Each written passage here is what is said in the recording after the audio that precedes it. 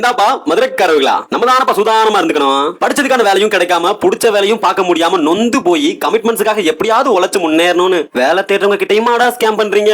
தினுசு தினுசா கிளம்புறாங்கப்பா. சமீபத்துல என் ஃப்ரெண்டுக்கு வந்து கால், we are looking forன்னு 20,000 ரூபாய் சம்பளமா, ஆபீஸ் ஒர்க்கா 8 மணி நேரம் தான் டியூட்டியா. பரவாயில்லையே, செம்ம ஜாப்னு தோணும். பட் தங்கி வேலை பார்க்கணும், ஓகேவான்னு கேட்டாங்க. ஃபைனலி ரூம் ரெண்ட் மட்டும் நீங்க பாத்துக்கோங்க சார் அப்படின்னு சொன்னாங்க. அங்க போன அப்புறம் தான் தெரியுது நம்ம வேலை பார்க்க பிறந்தவங்க இல்ல, வேலை கொடுக்க பிறந்தவங்கன்னு. மண்டைய கழுவ ஸ்டார்ட் பண்ணிட்டாங்க. அப்புறம் தான் ரியலைஸ் பண்ணிருக்கான் ஸ்கேம்ல மாட்டிட்டோன்னு. அப்ப அந்த ரூம் ரெண்ட் 2,000 ரூபாவா? ஸ்வாகா.